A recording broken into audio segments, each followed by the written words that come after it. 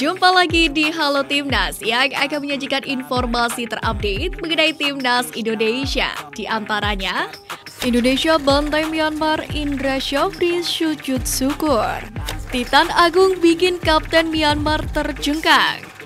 Pecah telur bumper Timnas Indonesia U22 langsung cetak brace kelas dunia. Saksikan informasi selengkapnya hanya di Halo Timnas.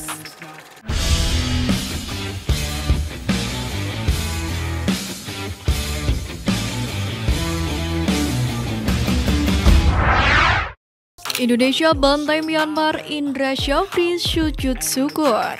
Timnas Indonesia U22 berhasil tampil dominan sejak babak pertama. Dalam 45 menit awal, skuad Garuda Muda berhasil unggul 2 gol. Di pertandingan sore ini, Marcelino Ferdinand jadi sosok yang tampil impresif di babak pertama. Marcel juga kembali mampu membuka keunggulan Garuda, yakni di menit ke-19 lewat gol indah. Pemain KMSK Denze ini juga kemudian jadi aktor di balik tendangan penalti yang didapat Indonesia di menit ke-29. Kemudian memasuki babak kedua, pertarungan kedua tim pun masih terbilang imbang. Namun pada akhirnya, Timnas Indonesia U22 yang kembali berhasil mencetak gol. Memanfaatkan kelengahan lini belakang, Sananta mengobrak-abrik pertahanan Myanmar dan melepaskan tembakan kaki kiri dari sudut sempit. Tidak berhenti di situ saja, Timnas Indonesia kemudian menambah keunggulan menjadi 4-0 di menit ke-74 lewat Fajar Fatur Rahman. Fatur Rahman melepaskan tembakan keras mendatar dari luar kotak penalti. Bola pun bersarang di pojok kanan bawah gawang Myanmar. Yang menarik pada momen ini, Indra Syafri pun tertangkap kamera melakukan sujud syukur. Usaha menambah gol kemudian menemukan hasil di menit ke-87. Berawal dari skema serangan balik cepat, Titan Agung lepas dari jebakan offside dan berlari menuju gawang Myanmar. Timnas Indonesia U2 pun berpesta, berhasil mengalahkan Myanmar 3 skor meyakinkan 5-0. Titan Agung bikin Kapten Myanmar terjengkang. Titan Agung berpeluang mencetak gol pada menit ke-82. Ia sebenarnya sudah one-on-one dengan Paye. Selesai melewati sang kiper, Titan melepaskan tembakan tapi dihalau oleh pemain belakang Myanmar. Rasa penasaran Titan Agung pun akhirnya tertuntaskan pada menit ke-88. Titan pun menerima bola dengan sempurna, berhasil mengecoh Kapten Myanmar Ted Heinsu hingga terjengkang. Dengan placing kaki kanan ke Titan dekat, Titan pun membawa Indonesia unggul 5-0. Pecah telur bumper Timnas Indonesia U22 langsung cetak brace kelas dunia. Indonesia mendapatkan penalti pada menit ke-31 ketika Marcelino dilanggar di kotak penalti.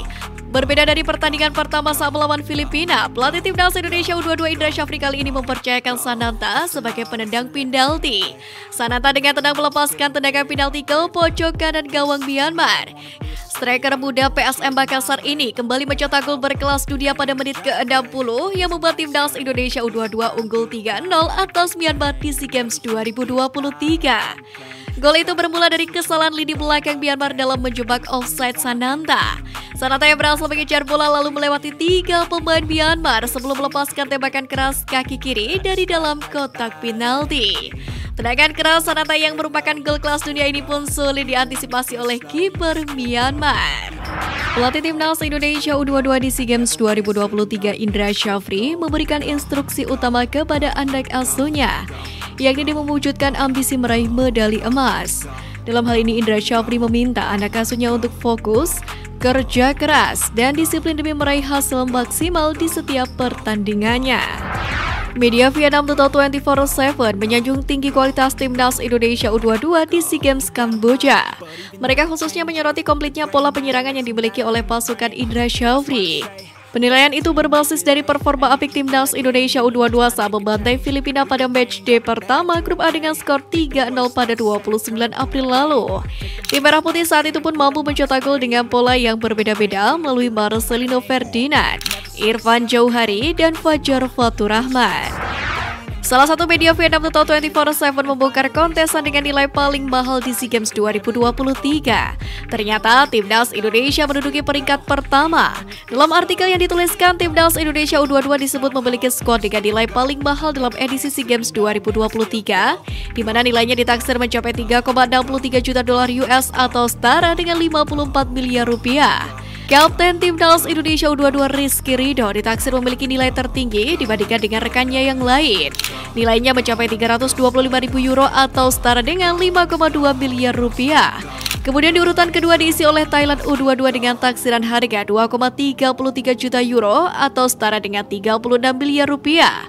Sementara itu Timnas Vietnam sendiri hanya berada di posisi keempat dengan nilai 1,06 juta euro atau setara dengan 1,71 miliar rupiah. Dikutip dari tayangan YouTube PSSI TV, pelatih Timnas Indonesia Sintayong berikan sindiran keras kepada para pemainnya. Menurutnya kekurangan para pemain Timnas adalah bermain dengan tidak berpikir. Dalam hal ini Sintayong menegaskan bahwa pemain Timnas Indonesia yang dipahami hanya bermain bola saja. Selanjutnya pelatih asal Korea Selatan ini pun meminta agar para pemainnya meniru cara bermain Lionel Messi. Kemudian Sintayong juga meminta agar anak asuhnya tersebut terus berproses dan mau untuk terus belajar. Pelatih Timnas Indonesia Sintayong baru saja berhasil meraih gelar Hall of Fame K-League dalam dominasi Stars. Keberhasilan ini pun lantas disorot oleh Indra Syafri yang memberikan ucapan selamat. Juru taktik asal Korea Selatan ini pun dianggap berkontribusi untuk kemajuan Liga Korea Selatan saat menjadi pesepak bola. Dalam hal ini Detek PSSI ini pun memberikan selamat terhadap pelatih berusia 53 tahun tersebut. Selamat Coach Sintayong atas penghargaan Hall of Fame K-League. Tulis Indra Syafri di postingan Instagram Stories miliknya. Rio Fahmi semakin gemilang baik di Persija atau Timnas. Nyatanya ia menyebut gelar pemain muda terbaik BRI Liga 1 2022-2023 serta masuk dalam Best 11 BRI Liga 1 musim ini. Di Timnas Indonesia U22 sendiri bek berusia 21 tahun ini juga gemilang dengan menyumbangkan 2 assist ketika Garuda Muda mengalahkan Filipina di SEA Games 2023. Ternyata di balik kegemilangan Rio Fahmi ada bantuan dari Ismail Sofyan dan Marco Bota. Ia mengaku mencuri ilmu dari dua seniornya karena sempat sekamar. Maka dari itulah dua pemain tersebut yang berjasa di balik kegemilangan bek berusia 21 tahun ini. Seperti diketahui, Timnas Argentina digadang-gadang akan bertanding melawan Timnas Indonesia pada FIFA Matchday mendatang. Namun dalam hal ini PSSI harus merogoh kocek dalam-dalam untuk mendatangkan Timnas Argentina pada FIFA Matchday Juni. Tak tanggung-tanggung, nilai yang mesti disiapkan mencapai ratusan miliar rupiah. Dalam hal ini, biaya yang dibutuhkan untuk mendatangkan Lionel Messi dan kolega dibocorkan oleh CEO Nine Sport Inc. Arif Putra Wicaksono. Tidak hanya itu, China juga akan menjadi calon kuat pesaing Indonesia untuk mendatangkan Argentina di FIFA Matchday. Melihat hal tersebut, PSSI setidaknya perlu menyiapkan dana yang jauh lebih besar lagi. Arif pun memprediksi PSSI bisa merogoh kocek mencapai 90 hingga 100 miliar rupiah. Wakil Ketua Umum PSSI Zainuddin Amali menjawab rumor Timnas Indonesia akan melawan Argentina pada FIFA Matchday periode Juni 2023. Mantan Menpora ini belum bisa memastikan apakah Timnas Indonesia akan melawan Argentina. Sementara untuk lawan kedua Timnas Indonesia di FIFA Matchday, memang Ketua Umum PSSI Erick Thohir masih merahasiakannya. Ia pun meminta masyarakat untuk bersabar untuk menunggu kepastian.